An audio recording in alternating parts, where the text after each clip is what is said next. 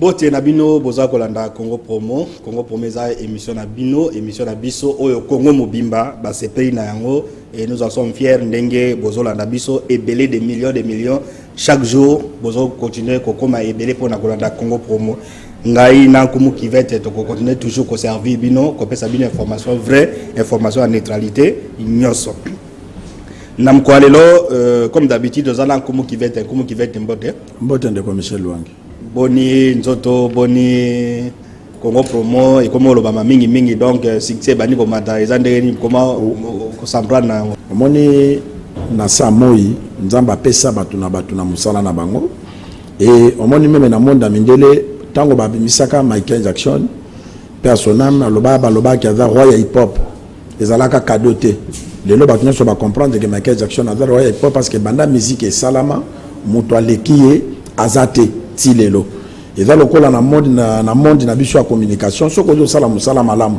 oza net ozo loba oyo société zo tinda ba téléspectateur à Congo Promo ba mesane pourquoi soki atindeli ya lobi dikambeza bo boloba tozo loba toza pona mutute yango zo moni nzamba zo tombo l'émission malembe tokoyi ko loba te ke biso ndenge maninga musu ba se glorifier ke ba musu loba na code ya TV ba musu ba loba ngo baza boy mais biso toza kaka ba serviteur ya ko komisa la bande ko na biso information pona bango pe batindela so peto komisa et pa ya bobana yango moni Congo promesa ko tombwama merci yango Congo promesa ko tombwama na meni alelo na Congo Promo lelo tokoloba raconte uti ko sala ma semaine uti ko sila au gouverneur a tuapa bongo pa classe areni élite nyonso ya tuapa ba notable nyonso ya province ya tuapa tout tendance confondue sur des civils opposition majorité ba nyonso pour la préparation y arriver à chef de l'état na province ya tuapa bola nango en intégralité na Congo Promo ya lelo et puis na ba makamususu tokolobelango ba notamment ba changement climatique ba conséquences nango et puis ba point actualité za ebele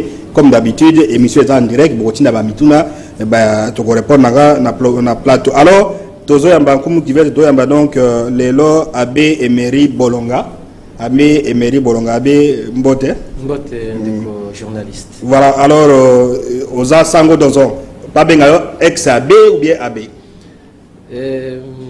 pona kozala direct maloko bien ngai monsieur Emery Bolonga parce que il faut expliquer ex en principe ezalaka te parce que balongola bonganga na ubakulisi ngaite on est prêtre à jamais parce que les sacrements ils ont un caractère indélébile tiesika na kukufa na ikolonga tende bakulisi ngai kasi pote pesa suba explication te suko benga monsieur Emery ekozala malamu balongo katendeke ni soki papa longoli yo atindi mukana ndenga atinda kana la te olongoti très bien donc zango na bit d'explication il faut pape à la ciser faut ba la ciser yo kumokanda pape autorisé ko longwa bongo makambo isili donc procédure ya kotona la cisation na sala depuis 1997 tilelo imaginez na longui na batine na mukanda ngote pona bala pona kulimbola te ezali facile pona kulonga facile mais pote ba les sixième comme laïque lokola bino boye ezali facilité yango na pona lisolo ala pona lisolo mais to sur sa place wana mais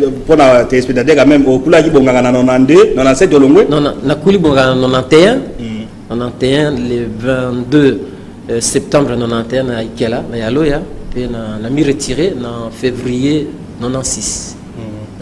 OK voilà toko dans la détail de ndeko longa monga mais utikali ngaka nzambe seko ndeko lobi avant que papa a confirmé atikela yo koma laïque neti ba laïque nyos alors yo au participer dans ba COP ebele o ya ba conférence de Paris à Nations Unies sur environnement et yango siko na yo nde toko ya ko solo la cadre émission ya lelo alors avant toko dans la bozindo okende na conférence nini ya Nations Unies ya ba COP nini au participer en tant que nani et puis ça ce titre là que to so la Congo Promo lelo merci mingi soki olingi mbena ko banda maloba na ko exprimer douleur tozana ngostika to tuko za sango ya liwa ya confrère nangai to kolibisu nae en 91 ya kuli le 15 septembre na Bukungu ngana kuli le 22 donc une semaine après na Yaloya atelenga maboko parce que soko kuli avant moninga okotia moninga maboko lokola omona kawana ndeko abedi donner le kuli ngonga auti ko kufa lelo na tonga lelo na France nzambe oyo abengiye nzambe oyo asalela kina mokili akoka koyamba molimo na ye merci merci Congo Promo de PCP famille abedi donner le kuli ba condoléances et puis na bato nyonso. Alors ce que vous avez na mutuna au participer na ba COP wana en tant que nani et puis nini boloba na ba COP wana nyonso ya Nations Unies, conférence des partis à Nations Unies dans l'environnement. Et en tout cas, merci de la conférence des Nations Unies sur le climat, COP, un acronyme, et bandit depuis Kala. Depuis, je crois, 1972, pour ici, dans les 5 dernières années, pas 5 derniers siècles, siècle 1900, 2000, bandit pour constater changement. Il y a climat, il sentir réchauffement, il y a climat. Qu'est-ce qui se passe? Réunir scientifique, un groupe scientifique GIEC pour battre la pourquoi le changement climatique est allé pour ça la boyer. Comment on a chaleur, gaz à effet de serre, certainement, bongo.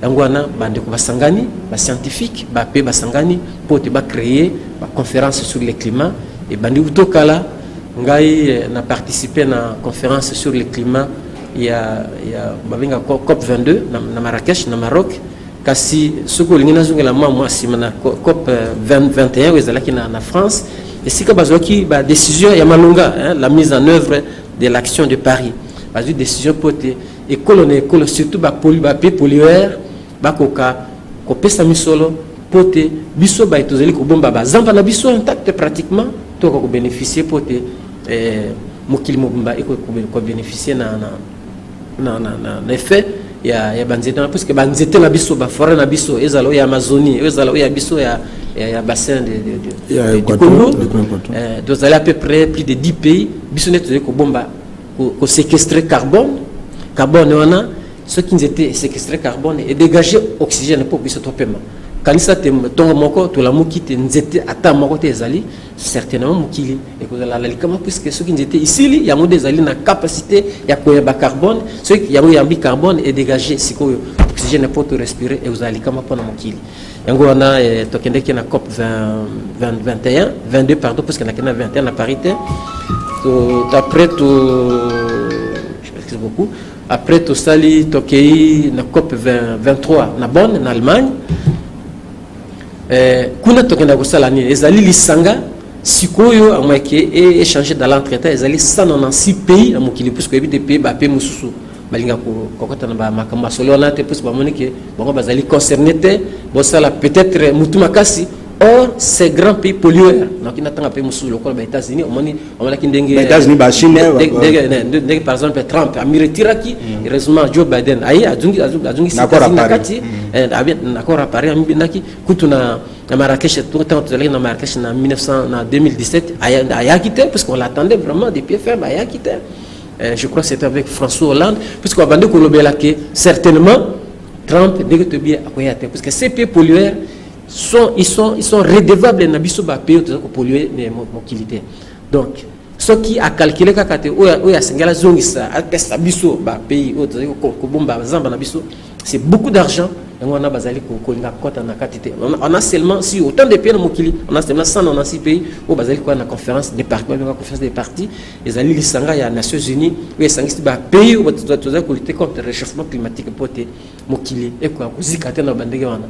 Donc il y a des projections qui sont faites d'ici 2100 ce qui te bonne tête pour diminuer l'émission d'effet de serre de 6 jusqu'à 2030 2050 donc comme on a climat parce que nous ne prenons aucune précaution aucune précaution bango bandeko je ne suis pas en train de les indexer basé ko précaution et pas na bango zamba na bango ndambo ndambo ezali baza conserver imaginez que nazalaki nesika moko ndeko moko azalaki na Bukungu pour ne pas les citer mbela kola de monsieur boye ndeko comment ça s'appelle Wolfgang toke Alexis Zoma na bango isikate Wolfgang on a un allemand Alexis isikate soki yo osali mariage na yo na mosi na yo bo kende ko zo comme témoin ya mariage nzete ndeko mi lokola témoin na yo pe mota ko simba ko te puisque ezali lokola ko représenter ko symboliser mariage na bino ti sika nzitana ya kopola yango moko et tembete ce qui est quoi ton on peut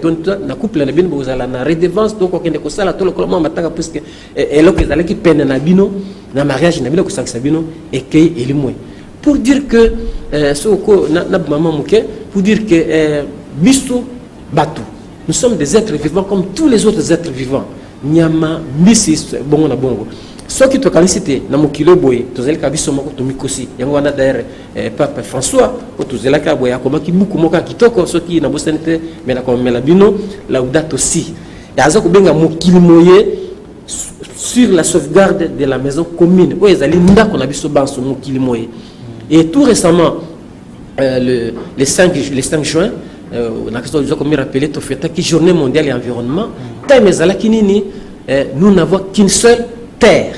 Une seule, il n'y en a pas deux, il n'y en a pas en réserve, ou il n'y en a pas qui est gardé quelque part, tout ça. Okay. Donc nous devons garder cette terre-là et pour que chaque pays a la conscience pour tout le monde. Voilà, nous avons l'État tout fixé par les spectateurs, tout bengi expert à participer à la conseil, à la conférence, à terre, il faut tout préserver, tout gagner, et ainsi de suite. Alors c'est tout le par rapport à la compensation, lui peut nous aider. Gouvernement lobby que non bon ezoya banani ekoya ndegeni donc il va nous essayer de répondre à mituna alors nkumu. Oui, nako féliciter parce que lobby papa lobby mais za na congolais oya loba makambo na fa papa na kanisho landanga bien na loba problème il y a 4 êtres vivants bato bakanisa ka 4 êtres vivants dali ba ange ba la pembe na nzambe mais lokola papa lobby omoni mais c'est l'abbé ayeko l'accent on a beaucoup prophète Conde Dominique congolais aloba ke toliaka nyamate toliaka ndekete toliaka mbisite parce que baza ba 4 êtres vivants on nzamba sala chaque moment nzambe abandaka kotinda eli na bandaka komele biloko ezandeke je n'ose pas comme na île de Papona ke de côté na memaka ye mbisi pour dire que ce sont nos frères toko liaka bangote il faut to batela bango donc mais c'est là-bas valorisé pour la pape mais il fallait ba congolais ba la fier parce que tous appena ba to mayele to appena ba sala nzamba solo konde abetaka c'était que to battre la biloko wana donc pour ça pour na relaxa que et ça très bien. Alors tous on là yo théorie salami tous on na ba province eza tous on na Congo so moni na awa itikali presque kaka maindombe Équateur na tuapa nde bazo conserver banini alors ba retomber le bagambo ngane yaka ekoya ça pourquoi ça prend autant de temps na ba décision pour le bakunda mbonga ya na canal nini na ba ONG ya na canal nini ya gouvernement mbonga compensation na base ba respirer na bazambo ya biso siko mbonga ngo eyaka te ou eyaka ou bien ba détournaka mbonga ona ba information zo za neli. Merci. Ndenge yo kendaka kuna mbonga ngo ata mwa muke komate c'est komate ou bien yaka ni parce que président Bass Nyagina Kafina nani premier ministre ya Royaume-Uni tout ça ba ministre environnement awa depuis des années ba signaka mbonga goya mais apparemment mbonga ngo yaka alors bino kenda kuna est besoin ba suspicion de que non mbonga kendaka mais peut-être des suka boy sala boy bon nalo ba kolele ezali na biten mi balé ezali na ba aide Oya, ils ont les mandingues classiques et traditionnels. Chaque année, il y a des États qui sont engagés pour battre le climat. Par exemple, on a maîtrisé bien l'Allemagne. L'Allemagne a fait ça pour la biodiversité. D'abord, pour la Congo Mobimba, si vous voulez voir, si je peux vous laisser. Donnez le chiffre. Ils ont fait ça 263 millions d'euros par an pour notre pays. Dans tous les secteurs. Enseignement, armée, etc. Tout ça. Mais pour l'État, combattre la Zamba, combattre la biodiversité, ce qui m'a dit à côté de la réalité, Bazali Kopes a 55 millions d'euros pour combattre. On a aide. On a Allemagne, rien que pour na volet environnement, oui. Chaque année 56 millions. 55 millions. 55 millions. Et à chaque année, il est normalement na ambassade na Bango et puis à côté na ba ICCN na ba ministère bon na Bango. Kasi pour Italie, dès que tu as une conférence sur le climat et à selon les promesses, le col va passer avec promesse dans l'action il y a COP 21 au na Paris. Est-ce que tu es pour y et que vous allez trier la structure, la firme internationale ou gérer en mais que ce n'est pas facile aux oies financement parce que ils ont pas contrainte ébélée pour remplir les conditions de bango il faut aller dans tel indicateur il faut remplir tel autre indicateur tout ça comme ça comment que vous avez qu'il y a une structure qui gérait ces fonds là les fonds verts dans le ministère de l'environnement. D'ailleurs, je me rappelle que c'est quelqu'un que je connais avec qui est en COP 21, 22, pardon. Bon, c'est pour dire que le gouvernement a compté que Mbongo de Koya, mais apparemment, il y a na convention de lobby, mais Moussou c'est Koya, il y a gâté. C'est-à-dire que d'ici 3, 4 ans, 5 ans, la province n'est pas pas Maïndo, mais Bakoko, la Bon et tout ça, c'est quand même illusion. C'est illusion, c'est bon, ils allient. Mais pour te comme la biso, procédure, ils allient, moi, ma tête, parce que. Bato bazako gérer bango wana bazo tinda. Mais moi m'attends ndenge parce que ça bongo bango ba pekisi population ba kata zambate. Population bato est-ce que pour bongo wana comme la population pour développer ba entité et comme les choses m'attend. Complication à niveau ni ya bango bien na biso to na ba structure bazali ko gérer par pomba wana ba ko pesa gouvernement directement ezamba gouvernement ezamba ya ba population.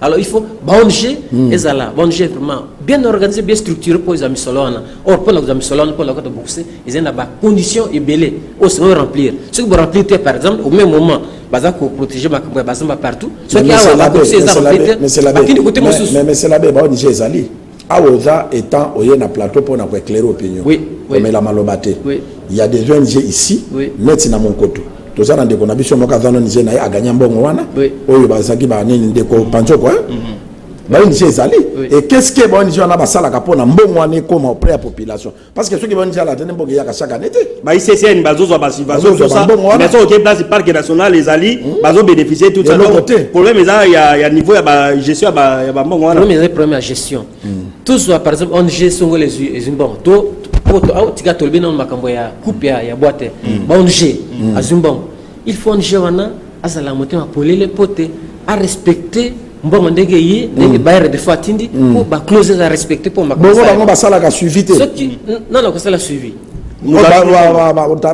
parce que tout le monde a ngala sina participer na atelier moko boy na ministère de l'environnement basala bato na bango na même na ba fiche ya kofuta bato ba yaki pour na liste à présence kaka bango moko ba mindelo na bazana ba interview ba donateur azana bureau représentation ana Congo yenza azo négocier tout ça ba mais pourquoi gouvernement zo boya bilo ba njete yemoka s'approprier azo ba projet nyoso yemoka canaliser ministre environnement c'est ça c'est la bureaucratie ba bilo kona pourquoi gouvernement azo telemena ngote gouvernement ko sala yango mais normalement ONG azali société civile azali plus proche de la population que le gouvernement. Ils sont passionnés le gouvernement et que canabandele belbeleti et comme la population. Je pense que c'est difficile pour ne pas dire impossible. ONG azali plus proche de la population locale, ce qui va déterminer, va fixer, va clause, va passer, va indicateur très bien de financement ce et l'andalanzela boiti et comme il pas population. Et il y a des ONG qui font exception et comme mais tant que bamusu et comme puisque procédure est malongate des fois, je m'excuse beaucoup, il y a bailleur de fonds et puis les choses se limitent à un certain niveau. La reprendre bailleur de fonds va créer comme ONG le coût existe ça. Et ça a un impact dans la population directement. Par exemple, la population il y a mon côté pour ne pas la citer comme ça, mais va souffrir. Le président a dit beaucoup dans le discours, il va mon côté. Donc à la part que tout ça, mais alors c'est le couloir to corridor wana ya ni esengeli bazala appuyer pour qui bakota na parler ça il faut attirer ba couloir corridor mais ba bako dans ça maté ba bomambi cité mais en état Mokoto, c'est la territoire pauvreté dans ma case pour les cabanes. Il faut qu'il y ait des projets alternatifs aux populations. On a retrouvé Ali Amalamu, Abika Malamu, Azala, parce que bon, il y a des points, on attend du financement, il y a les mots par exemple, pour ne pas les citer comme ça, parce que bon. 280 millions, 55 millions, il y a un environnement. Par an, aux France, aux Unis, Japon, aux Unis, des millions. Ça vient pour ça, oui. Alors merci. Alors, tous ceux qui ont un Congo promo, la société d'exploitation forestière, on va voir quand Bazama, on a Congo promo, tu as le gouverneur. Tu vois pas bongo pas grâce à ça à réunir na semaine où tu aussi là oyo ba élite intellectuelle ba cadre ba notable ñoo soit tu vois pas sur préparatif ya arriver à chef de l'état à niveau ya province ya tu vois pas chef de l'état na agenda na ikalate a ko na tu vois pas alors nini ezo sala mana tu vois pas pour na ko accueillir chef de l'état eza ba biloko oyo gouverneur abane ko ebisa ba notable disons ba to bazaki place voilà alors tozo kata discours na deux parties première partie eza ba réalisation ya gouverneur bongo par classe nini asali aye ko ebisa ba député bazali wana ba notable bazalaki pour ndana ba réalisation na ye na Congo promo nde to kozonga nde to koya koloba par rapport à l'arrivée chef d'état qu'est-ce qui se prépare na niveau ya province à Chouapa alors réalisation bola examination intervention à gouverneur bongo par grâce par rapport à la réalisation na niveau province pour les tenir, parce que mingi vous avez l'information, venir dans Bissau et bani Kotongama, Negeza Kotongama na Kinshasa, Negezo Tongama dans la province de Soussou. Avenir Révolution, ils ont déjà stabilisé, et Tongami, dans ma caniveau, à Tamboul et Betty, l'avenir ne bouge pas. Les bossues Zaraki, Totier, Koti Abasaki, Kosopama Mele, Boule et Betty, et où Koligno Sweke, Tolobi, Isaac Atoaboye, Baloki, or Zaraki Kaka. Avenir Révolution. Dès que tous autres babouilles avenir Révolution, parce que nous avons dit la Imongue rivière, ils ont vers les ana Zéla Baliko. Bon, ils sont déjà disponibles dans l'OVD. Donc, nous allons continuer comme une ancienne banque, comme la mairie pour la Baouayebi Bouende, pour la mairie. Si ma commande Imongue, rivière, ils ont séparé la mission Badiko. Deuxième action, ils allaient à venir Lumumba. Au aéroport, Tiokoma, la mairie, à Sukiwana, ils ont prévu, bon, ils ont disponible, au VD, à Zobana Moussanawana. La minute, ils ont rond-point, ils ont un stade.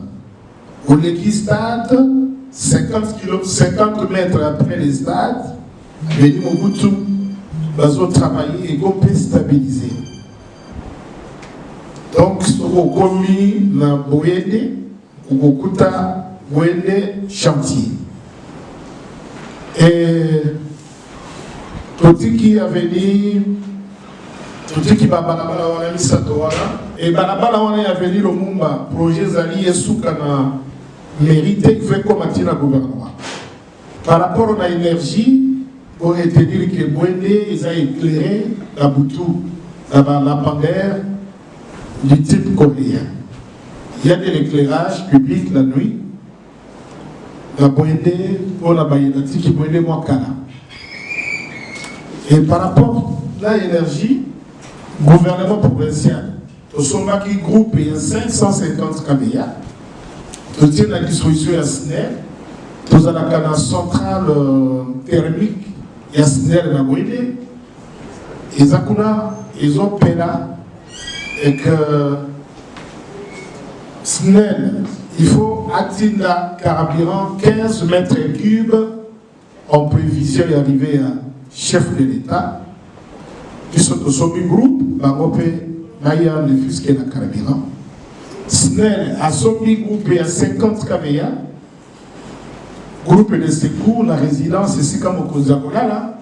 Donc, ce qui groupe à partir à centrale thermique et Salimo à Mayouya, groupe wana les relève.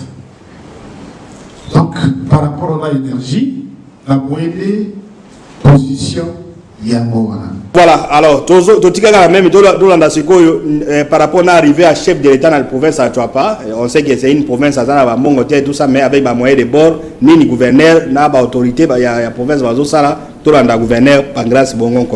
Par rapport toujours à l'arrivée à chef de l'État, ils ont prévu, ce qui chef de l'État commune à Bouendé, un chef de la province, à visiter les territoires les plus proches du chef-lieu de la province. Alors, on a Bouendé, les territoires les plus proches de Bouendé, Zali, Befali, 89 km. Et puis, quand on a monné la salle stratégie dans le lobby, chef de pour aller à Befali. C'est un aller-retour au Konzi, à Gokat Sanabak, au cas où dans le service, il y a chef et boy tokatisa ibali. Et il y a le huit token de côté Moussou, token Wema. Alors, dans le moment où il y a Boyende Wema, Nyoso et Bongi, ils ont polélé 118 km au salaire au moins 1 heure. Ce qu'on a moto, comme au salaire à 45 minutes. Donc, nous avons Boyende Wema et comme stabilisé, va continuer dans les travaux jusqu'à Bokungu, Ikena. Maintenant, chef de l'État, il faut qu'il y ait un Befali. Nzela, Boende Befali. Ils ont pour réhabiliter. Par pognon, sur les réhabilités. Et maintenant, tout ce monde dans la bourbier. C'est qu'il y a bourbier. Mais déjà, vice-gouverneur a outil Kokenekuna, l'équipe de la province, va s'arrêter 1h30. Donc, va bourbier, tout le monde travailler au fil de route, va se supprimer encore, parce que le chef de l'État a obligé à comment la Befali. Alors, Boyende Befali, Nzela et Bongi, Boyende, si frontière, il y a besoin d'Équateur, la Bolafa,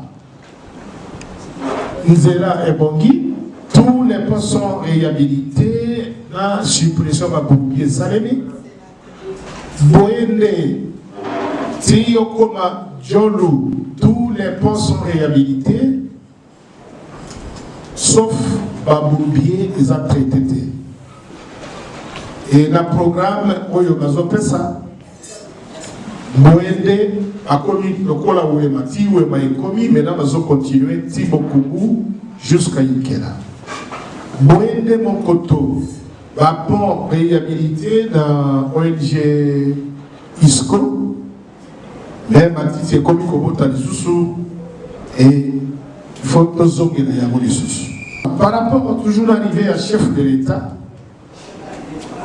la ville à Boyende, résidence et à gouverneur, à Tomaye Biango, au sali rétrovisuel, vous voyez les écarts résidence et gouverneur des alliés, possédé à la chef de l'État, et la résidence est en train d'être réhabilitée, et d'ici les 30, et aussi là complètement. Intérieur et Andako, équipement et Andako, bilan que c'est comment, et que là qui a cargo, tout ce qui est intérieur et comment, et si il y a travaux, il y a réhabilitation, il y a d'accord, il y a ici là. Dans 2 semaines, ou plus tard le 30 juin, ici, et c'est qu'un chef de l'État, à Govanda, Tabakokoma, na Boyende. Au même moment, la réunion, on a ministre d'État Guy Londo Ayaki comme notable, Ayaki peut la, disons qu'on félicite comment tu as pas besoin de préparer une arrivée à chef de l'État. Après ça, il m'a un message naïe, Tolanda, intervention à ministre Guy Londo. Merci province.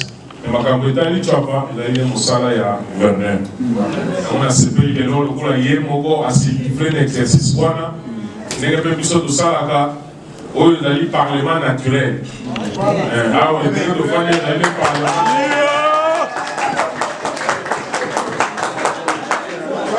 parlement pur nde bino oyo te soki moto aconvaincre bino c'est que base peu bazali surtout dans bakumu baye ezali mpe parlement yango ekoti na basénateur na kati badepute eza parlement ya kosaka nango te eza mpe parlement ya koya kokosaka yango te ezali parlement oyo bato ya bwanya bato ya mayele bazali manso venir alobaki ezali makambo ya solo je crois que badepute provinciaux mpe bazali na biso awa particularité ya Tchouap ezali badepute bazongaka na base bamosusu mpe bazali awa bautaki mpe na mboka je crois makambo venir alobaki ezali makambo eza kosala ngai moi naloba makambo ya Tchouap ezali te mponga nazotala nde makambo ya république démocratique mobile eza boye te nakosenga kokutana mpe na bino mpo ya tosolo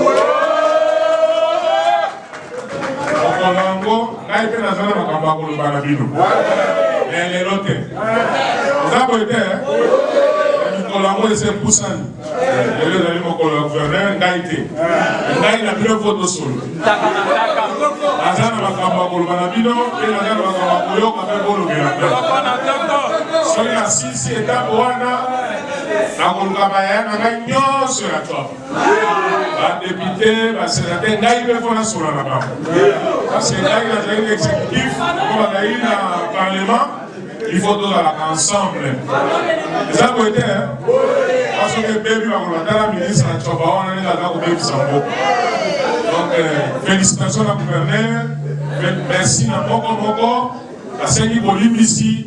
Comme on a indépendamment volontaire, si vous avez mis et si il faut comme on l'État, ami qui dit na mission na babino so bankumu moi na yena sima mais on a volimi sangai bala sima na veiller pour être là parce que il va bien ici merci jamais à la mission Kumu Tolandi gouverneur Pancras Bongo areni ba élite areni ba notable à Tchapa après ce bilan naé alobi makama province alobi pe arrivé à chef de l'état ministre Guy Lando pe Tolandi commentaire nos amis.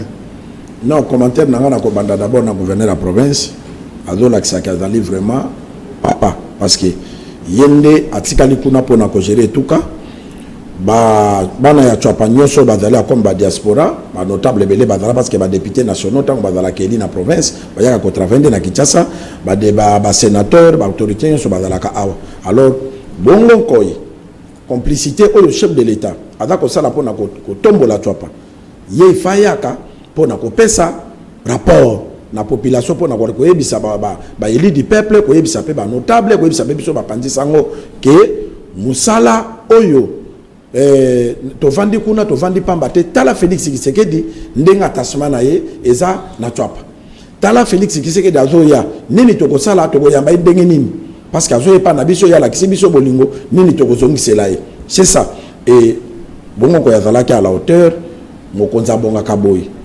alakisi misala asali ba pont asali boy alakisi que chef de l'état lelo Tchapa banda découpage yaki Félix Tshisekedi Joseph Kabila démembraki ba mboka et Félix Tshisekedi ndaye ko tonga mboka à vrai dire parce que Tchapa bande zala etikala ko zwa makala azo bénéficier c'est le gouverneur à 10 km autour le bas 10 km à Voirie kala pour la réhabilitation à Voirie à Boende et puis Tchapa zo zwa makadam donc bando babotami na Tchapa lelo bakozala na chance ya komona makadam sako makinshasa makadam Boende mobimba 10 km déjà na Boende da grave donc la kisike Boende mobimba ekozwa makadam bola mwana ya ko bomba ngona mesate état que gouverneur de la province représentant chef de l'état aye ko sangisa ba notable na kitsa pona ko sabango ke to fandi kuna pamba te Félix Tshisekedi apangusi bana Tchapa mai na misu tozozwa banzela ya kitoko ba terrasse ya mwana dise tongami misale se bandi et aye ko féliciter les sous mona mboka Guy Lando a féliciter pona nini omoni ndeko Michel ba gouvernement belé les cas to bandaka ko lobana yo na Congo problème ne monsieur Équateur 0 ke tango bato bakomaka ba ministre te pona force politique na bango be pona nini te bakomaka pona représentativité ya province na yo batie yo wana posunga ka province parce que njete zanga ka racine te et mona mboka Guy Lando boyo yake nda ko fana na makola président de la république pona ko yebiseke de membre pe salama mais pas na ngana Tchapa y a rien là-bas soki lelo ye na Tchapa ndenge nini bakondimake Félix Tshisekedi na nomaki mona na bango ya Tchapa que ministre d'état tu peux bénéficier nini ezala kaka kadik ndenge ba projet salama na mboko te ba projet salama belé neti ba 5 chantiers ba nini grand Équateur to voler faciliter to gagner et l'autre côté mais Félix Tshisekedi après ça en dehors à 100 jours azolo bakaka to tonga Congo mais tu as parlé là eza ko tongama banda ke eza ko tongama tous les ba provinces à grand Équateur to lo bakaka wana parce que tozolo bela bato oyo bakuta na biso Congo promesa mokili to lo bela mutunyo sote mais tozolo bela bato ba bengi Congo promesa la message information boteka province na biso nde tozolo belela lelo grâce à Félix Tshisekedi Tchapa ezozo makadam so komoni na bandaka ba traverser bandi ko banda aéroport ti na nini avenue Bolengo za pembeni miroir ya bandaka ezozo makadam depuis ba Belge donc pour dire que Félix Tshisekedi alingi Équateur et gouverneur de la province ayaki pour na koyebisa ba notable na ba député ba élu du peuple que ceux qui bofandi bo félicitaka Félix Tshisekedi parce qu'alingi mboka na biso na yeko tu na bino ndenge nini toko ya mamokonza mboka service à l'état comme même na province à Tchapa batali ba hôtel si ma mémoire est bonne ndenge gouverneur alobaki alobi tozana plus de 235 chambres donc pour dire que mon agence ya Tchapa tango boko ya boza la surplité c'est le moment ce que zala ki ne sikate kendo bongisa ta monda kuno ya brique ata ya ndele ba chambre les apona ba pa ba chambre les apona ba payo ba ko accompagner bino bana mboka boza na ba famille c'est ça un gouverneur et créer conflit que non biso to gena na Tchapa gouverneur bonga lojanga te non alobi yango pona mutunyo sa yeba nini province eza ko tambola et pesa pe bango courage parce que belé ba fandi ba dingo zonga mboka te ko kende ko tonga d'ici chef de l'état qui n'occupe que ton mandat qu'on rapide peut si des sikano ya kola la paix et mon ami ceux qui pour boy bongo so batamo chapiteau na yo o komi kuno kitina ma éponge na yo l'état chef de l'état dans la kuna o tie o lali. Okay. Donc c'est important. Ok, tu vois pas, bazo préparer vraiment arriver à chef de l'État, je crois même résidence officielle à chef de l'État, place à Goya, résidence présidentielle, Missal est avancé, on les a imaginé qui moi ni mais Missal est avancé, gouverneur na population bazo sala geno. Et puis de commission le pona ko bakisa, Bwende lelo ba mela kalisuma ya libulute parce que na simanda kuna biso na libulo za lako bonde mbamba kwa kutoka ma fontaine ezali ma fontaine koti éclairage public koti très bientôt tozo ke de Bwende ezali ka pona premier ya ba avion mais très bientôt vraiment Congo promo ezo kita Bwende pona to la Sabino biloko tozo pour Félix Tshisekedi amona pe ba hôtel ango parce que gouverneur alobi na biso kaka 235 chambres. Mais il faut à la télévision. C'est-à-dire qu'il doit avoir un travail de fond avant d'arriver à chef de l'État. Il faut tout comment. Pendant d'arriver à chef de l'État, après arriver à chef de l'État. Donc, ça la communication est ça. Alors, ndeko, yo zappé notable à toi pas, mais aux alaki na réunion. Aux alaki na réunion. Aux alaki na zaki information d'arrêt. Aux alaki information d'arrêt. Alors, observation par rapport à mon gouverneur à lobby pour na magabazo sala arriver à chef de l'État, yo le bani. Non, le baka.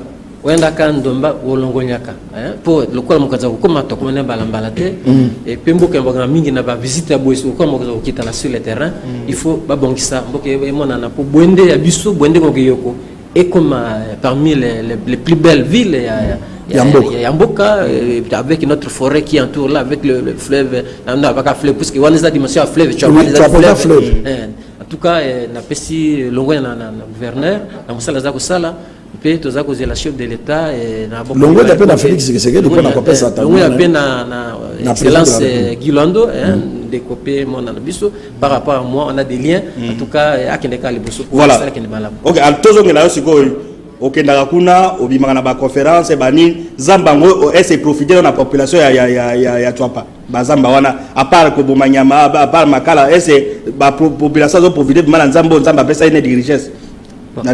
N'habite mbele ngongeza soute na po ndenge na yawe na ya en tant que président du conseil d'administration à Recof, ça c'est la structure. Il y a une pêche mutuna pesa biso il y a structure yango na Recof, c'est les réseaux d'encadrement des communautés locales pour la conservation des forêts. C'est-à-dire que les bosana tous na 18 territoires, tous a couvrir superficie à 3885 000 km². Tous en a Bundu, tous en a par exemple na Katako, tous en a 18 territoires, ba ngende etc. tout ça. Alors, la population a bénéficié de la forêt. D'abord, Zamba, ou Zamba, l'État a battu l'ango. Donc, l'État, les sols et les sous-sols appartiennent à l'État. D'accord? Ça signifie que la population a battu la Zamba, la population a bénéficié de la Zamba, car bébé c'est un côté. Ndege mokoso motaye. Puisque tout le monde a Zamba, ndege bakoko bazalaki, à côté de Zamba. Aujourd'hui, elle a quoi qu'elle koluka. Tout moi, ni bekao. Moi je ne sais pas moi béa ozongi nango mais pas pour que par exemple que si ça béa surtout vous n'allez pas prendre quand même tous même les choses dont vous n'avez pas besoin ozongi nango peut-être vous allez à la forêt on est allé gestion rationnelle responsable transparente c'est ce qu'on prend d'ailleurs na ODD objectif du millénaire oui du 13e objectif d'aller tout battre la Zamba on doit protéger la forêt telle quelle ils étaient tokota mais tokota kozaka vous allez essentiel mais comme le local bande oizoya oui oui, par exemple, il faut aller à Banzete. Je me dis, avant de comment on a pour notre émission, je vais insister là-dessus. Je pense honnêtement quelqu'un qui prétend qu'il a comme riche, être vivant, et parce que les esclaves aux États-Unis et on a aboli ça. Je crois d'ici quelques années, on va abolir Banzete. Ce sont nos frères et sœurs Banzete, ceux qui étaient alliés Tokobikate. Admettez que vous ne voyez pas. D'une manière générale, chinois. Tous les exemples, chinois, on est au Canada. Talendé Bakatinzete na Bwende, doit itinéraire j'appelle cette scène de là, Bokunguto, Bostomboto, votre frère. On les transporte, na maso, il y a cher, na Bwende, ti, et comme na Malou. Baliki n'a pas passé ti, mais pourquoi on ne peut pas transformer sur place? Pourquoi c'est un long voyage là? Vous ne voyez pas que. On est en train d'aller, on ne veut pas nous montrer comment on transforme ça parce que ça coûte énormément cher. Tenez bien, nous étions encore. Un arbre coûte pas moins de $30 000. Et c'est là que ça. chaque mois que moi, votre frère, je vois ces arbres passer, je vois que bande qu'on a vu sur boti boende, bakena kabolot, tu vois qu'il y a malam. Ni bazo que ne kuna bakei kotaeti, bazo ma itatate ya triplex, bambi likolo, on vient nous revendre trop cher. Bah meuble à 10 000 $, tout ça, ils allaient pas pousser. Mais c'est la même makambozo au lobby très bien parce qu'on continue à un moment il y a conseil. Oui. Nino koki kolobana 5 gouverneurs, il y a Grand Équateur. Et en particulier, en général, en particulier gouverneur à Touaba, parce que Moutatikali, ce qu'on a, yo j'espère, forêt vierge, il y a bien et ça Touaba. Oui. Oui, parce que sinon, parce que ça kuna, kutu ba otaki ko benga biso na jao. Sinon à Katinzete, boeto la kisa image na TV zate, maman pasuki le kolopi de deux maman ba kufi, ba sinon ba penser bango $100. Boki kolobanini et tant que yo espère pour Nazamba ne batelama et puis ba imboka ba bénéficier vraiment pour Nazamba de ces richesses Nazamba pesa biso eloko tokolo bezali boy zamba na biso ezala Grand Équateur to ya biso chwapa ezali zamba ya kokata kabikatela te c'est notre essayer tout garder yango tout bomba yango soki motayi kokata on va laisser la population. Si on il y a la population qui a la cahier de charges. Population est moko. Baptiste de Badrona, Babiso Tolingi, boye. Puis le coup, les bannites, on est allés pour la côte de la Bokousse. Le coup, les bannites, Bakoto Saka cahier de charges. Jamais. La population a eu de l'autre côté. Et là, il y a $10 000, population à $50. C'est ça, Baboyaka. Eh, ça coûte 50 $. C'est que mon Sili, même le gouvernement, ministère de l'environnement, n'a qu'une chose à mais pour votre information, il paraît que, parce que je ne travaille pas au ministère, c'est notre ministère des tutelles. Des fois, sans accord officiel, il y a ministère. Il paraît que le gouvernement central ne connaît rien. Mais qui fait ça? Puisque là-dedans, pour être plus clair, parce que il y a des étrangers dedans, même des militaires. On peut vous arrêter. Niveau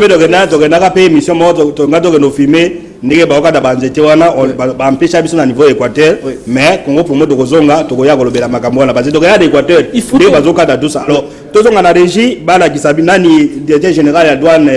Aoti ko sala ba tourner azotambola na Kinshasa azali na direction provinciale Kinville alors image mo kezo le kana ba réseaux sociaux et tamboli mingi partout et les reporters de réaliser qui oyo un congolais a téléméri ba chinois ndenge ba chinois bazo fabriquer na même immeuble ba kisi ba nini congolais ngoza nani inspecteur Amis Audace le là comme sous-directeur de la douane na niveau ya kin aéroport parce que musala salaki ezali makasi DG à douane a récompensé donc ba congolais bazali tout un reportage wana extrait peut-être na ba réseaux sociaux les gars mais tout l'exemple na carte ya Congo Promo Paul Bageba il y a des valeurs notamment Audace ou aza a comme sous-directeur na DGDA ba biloko ba deko sala et puis ba continuer ba récompenser tout là.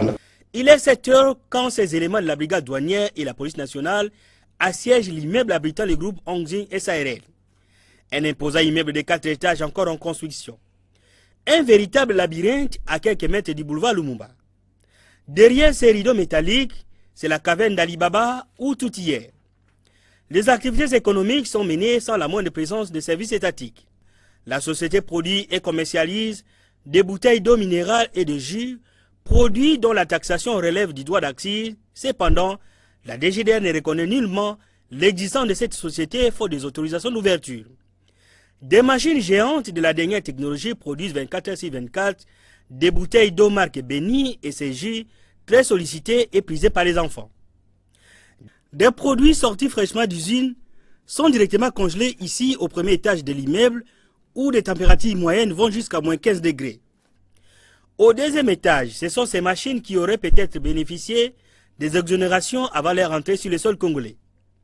C'est ici aussi que sont fabriquées des bouteilles et des emballages en plastique. Et pourtant, leur importation, fabrication et commercialisation sont interdites sur le sol congolais par les décrets du Premier ministre du 30 décembre 2017. Au troisième étage, c'est une autre activité, la fabrication, les conditionnements et la vente des produits pharmaceutiques.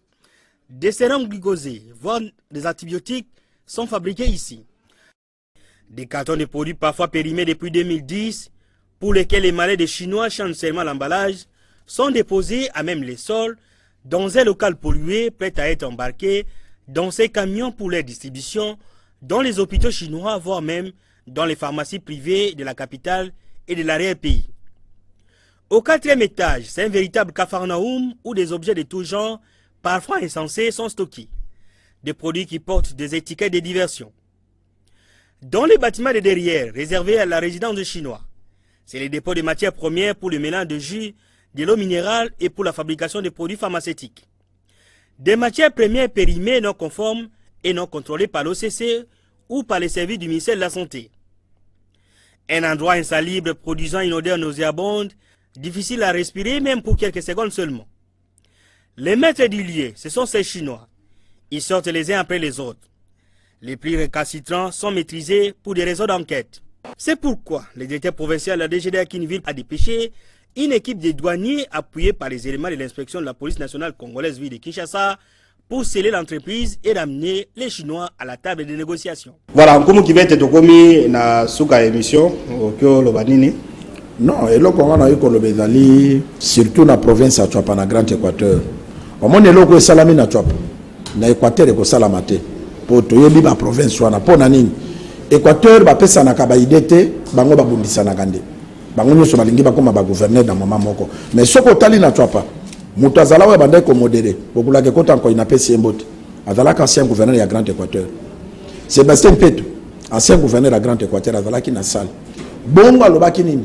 Alobi naza le CLT et dans banga ya taba de lo yangai lobe kozala ya yo lobe kozala ya ye alors tokozala te ba gouverneur soki tu apeza ko exister te tokozala ba gouverneur kaka soki tu pas ezali alors pour tu pas ezala il faut biso tozala ensemble to sauver tu pas et comme lokola ba ville nyonso ndenge mesela ba uti koloba pour na tu pas etambola na ko féliciter mon mboka Gilo Ndomboyo azala ki en retard na musala mais à ça les efforts commis peut-être à niveau ya commis kitisa alobi bakula kamususu basi bakendeki na moni bangote balimbisa ngai bino pe bandeko na komi na retard ezate ke pona ngaki londo na spécial bolimbisa ngai mais j'espère bato balandi na discours na ye pour dire que tokotonga mboka na unité na komi kitisa nde tokotonga mboka kobundisana eza na tina te eloko oyo bandeko ya mbandaka ya Équateur bayiba pe yango basunga pe bobo parce que misala minene ezo sala omo konzamboka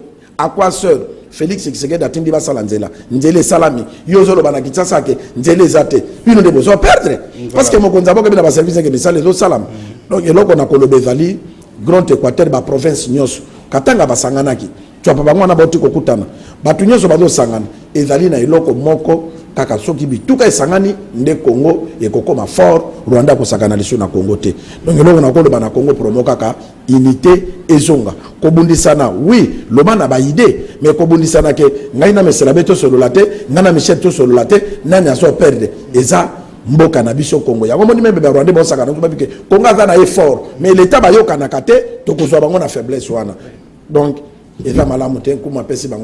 merci Kumu to s'incliner pe na mémoire na ya policier na biso akufai na Goma Congo promo biso to s'incliner Congo mobima to zasima hero na biso nde bazo benga na Goma o akufai alors depuis to zasima ya FARDC to zasima émission ekoya to kolata ba polo ya FARDC to zasima ya FARDC et puis il faut dire également que Congo promo ezo sala pe musala ba to ebele même ba notable ba yaki wana ba yebi force ya Congo promo alors ndeko to komi na suka résumé par rapport na makambo ya banzete résumé par rapport na ba population a bénéficié nini bon on a ce qui est ça nini est-ce que tous la garde ba Niger tout ça donc pour la lilobasoka na émission lelo merci journaliste ndeko piskin balba ba population a bénéficié dans le gouvernement parce qu'on est allé classique pas à moi de nini si je suis à téléspectateur et goya ta émission goya le gouvernement dans la paix à Bonje il y a solo il y a malonga ezali netonje nanga na sa prétention ceux qui me sont mieux et comment tout sensibiliser population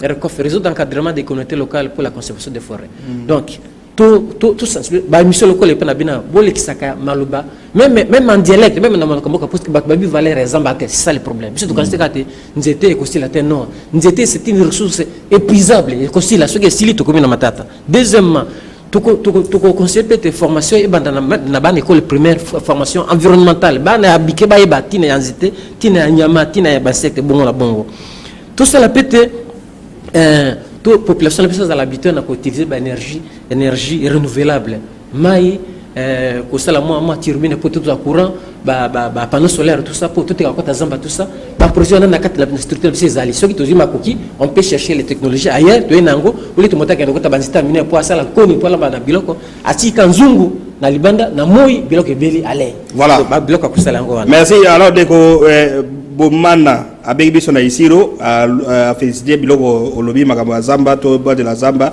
mais tozomona ba retomba zamba te wana ndeko bomana abadi ya isiro na moyebe ba ndeko so ba be place ya na maindombe makambo ya zamba bazo regedi ba na zamba mais eloko nani eloko ya bana bazotanga na bazovana na mabele tout ça ils a quand même moi passe. Alors justement de comme la suka bana bazotanga na mabele mais Congo Promo ba élève ya intérieur ya mboka batindela biso vidéo oyo ba mona ndenge bana na biso intérieur ba na classe avant so match ezali tout ça bazo babenga nzemo na bango za soso pembe basanga Congo Promo to la nzemo wana soso pembe comment les jeunes gens bana maternelle ya primaire avec beaucoup de courage avec beaucoup de difficultés na Sambula peut-être ba kolongolo ça uniforme ba que les classes mais ils seront peut-être probablement ba futur président de la République ya mboka oyo Congo Promo façon honorer bana ya soso pembe nzemo na bango wana batindela biso to la ntango.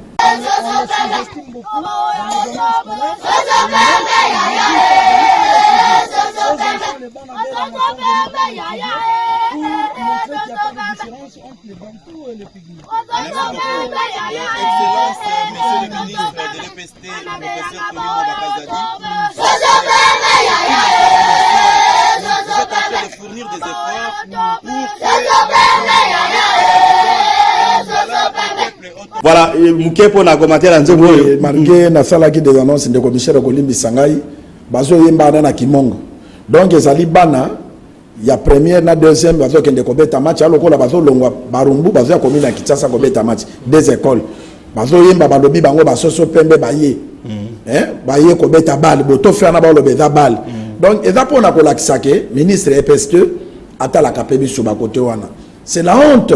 Lelo na monde lelo bana bazo ke de classe dengo wana uniformité moi bakaye basimbi eza malamu te pendenge eza wana omoni biloko toloba quand même ya football bana wana bako ba joueur pour na côté le drapeau ya Congo bana wana ba minime baza ba minime yoko mabakade tout ça tala courage bana bango soso pembe baye ko beta balle c'est l'honneur de la République donc basala ka vraiment encadrement ya bana même ministère na biso sport batambola kapé ministre asali tour ya République na ba province Adeniche Batala pour na ko composer léopard ya makasi c'est important et talaba na modèle ba de classe.